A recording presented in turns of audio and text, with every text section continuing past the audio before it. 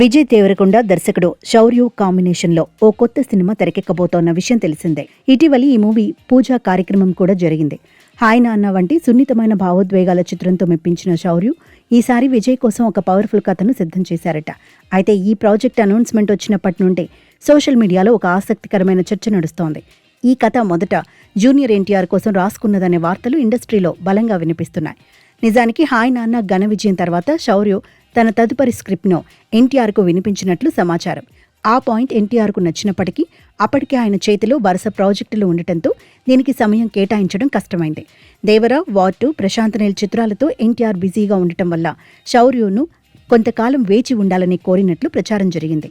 ఎన్టీఆర్ నుండి స్పష్టమైన క్లారిటీ రావడానికి సమయం పడుతుందని భావించిన శౌర్య ఇదే కథను విజయ్ దేవరకొండకు వినిపించినట్లు తెలుస్తోంది. విజయ్ కథలోని డెప్త్ చూసి వెంటనే ఓకే చెప్పేశారని సమాచారం. అయితే ఎన్టీఆర్ ఇమేజ్ వేరు, విజయ్ బాడీ లాంగ్వేజ్ వేరు. అందుకే దర్శకుడు హీరో మారిన నేపథ్యంలో స్క్రిప్ట్లో కొన్ని కీలకమైన మార్పులు చేసి విజయ్ శైలికి తగ్గట్టుగా దీనిని మలిచినట్లు సమాచారం. ఈ సినిమా కేవలం కమర్షియల్ యాక్షన్ డ్రామా మాత్రమే కాకుండా శౌర్య మార్క్ బలమైన ఎమోషన్స్తో సాగనుందని సమాచారం. వైరా ఎంటర్టైన్మెంట్స్ సంస్థ ఈ భారీ బడ్జెట్ చిత్రాన్ని నిర్మించనుంది. ప్రస్తుతం ఉన్న కమిట్మెంట్లు పూర్తి చేసిన తర్వాత ఈ ఏడాది చివర్లో ఈ క్రేజీ ప్రాజెక్ట్ సెట్స్ పైకి వెళ్లే అవకాశం ఉంది.